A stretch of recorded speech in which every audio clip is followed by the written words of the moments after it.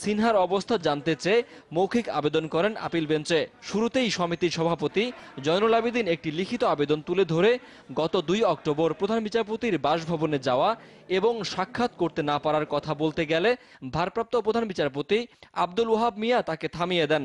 বলেন, প্রধান বিচারপতি এসকে সিনহা তার বাসায় আছেন এবং এ বিষয়ে তিনি নিশ্চিত। বিচারপতি সিনহা অসুস্থতার জন্য পারফর্ম করতে পারছেন না বলেও মন্তব্য করেন বিচারপতি ওয়াহাব। তিনি রিপ্লাইতে যেটা বলছে যে আমরা আপনাদের কথাটা শুনলাম এবং আপনাদের এই বিষয়টি নিয়ে আমরা চিন্তা ভাবনা করছি। সভাপতি এবং সম্পাদক একটা বিশেষ রাজনৈতিক দলের উচ্চ পদ হোল্ড করতেছেন, তাদের নিজস্ব একটা পলিটিক্যাল ভিউ আছে এবং সেই ভিউর সঙ্গে যাদের একমত ওই সিনিয়র আইনজীবীগণই তাদের সঙ্গে সবাই বসেছেন।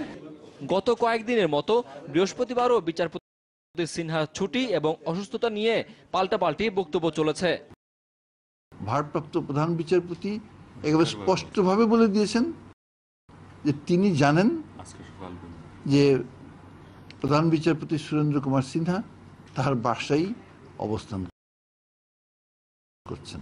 Chief justice of the country, তার সম্বন্ধে অনেক রকম কথা বাজারে আছে যেটা দেশের জন্য ভালো না। প্রধান বিচারপতি সিনহার অবস্থা জানতে চেয়ে ভারপ্রাপ্ত প্রধান বিচারপতি আদালতে যাওয়ার সিদ্ধান্ত নিয়েও পাল্টাপাল্টি বক্তব্য আছে সমিতির আওয়ামী ও বিএনপিপন্থী পক্ষের। সম্মানীয় পদে থেকে বারবার বিতর্ক তৈরি করেছেন প্রধান বিচারপতি সুরেন্দ্র কুমার সিনহা। তবে সম্মানজনকভাবে তিনি অবসরে যাবেন বলেও আশা করেন 14 দলের মুখপাত্র মোহাম্মদ নাসিম।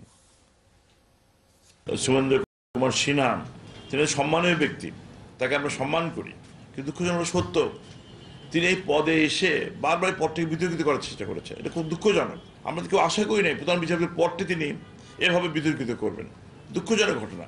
আজ অসুস্থতারও একটা বিতর্ক সৃষ্টি হয়েছে। এখন আমরা বিশ্বাস করি 14 দল তিনি তার সম্মান নিয়ে তিনি তার অবসরে যাবেন, এটা আমি বিশ্বাস করি।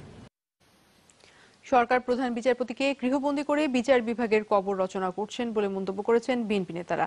ছুটির আবেদন তার নয় উল্লেখ করে বিএনপি নেতারা বলেন, অসুস্থতার কথা বলে প্রধান বিচারপতির অসম্মতিতেই 1 মাসের ছুটি দেওয়া হয়েছে। জাতীয় প্রেস ক্লাবে শিক্ষক কর্মচারী ঐক্যজোট আয়োজিত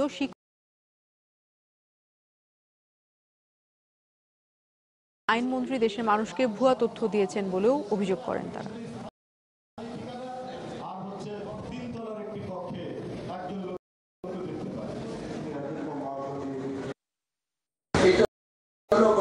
চিঠি যে চিঠিতে উনি দেখিয়েছেন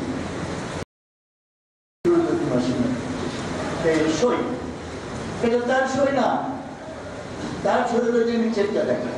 দেশের প্রধান বিচারপতিকে একটা রায় দেওয়ার কারণে তাকে আজকে গৃহবন্দী করে রাখা হয়েছে, কারণ তাকে বিদেশ পাঠিয়ে দেওয়ার একটা ষড়যন্ত্র চলছে। সরকার ক্ষমাহীন গুন্ডামি করেছে চিফ জাস্টিসের বিরুদ্ধে। বন্দুকের নল দিয়ে তাকে ছুটি বাধ্য করা হয়েছে, অথবা তিনি ছুটি নেননি, তাকে বলা হচ্ছে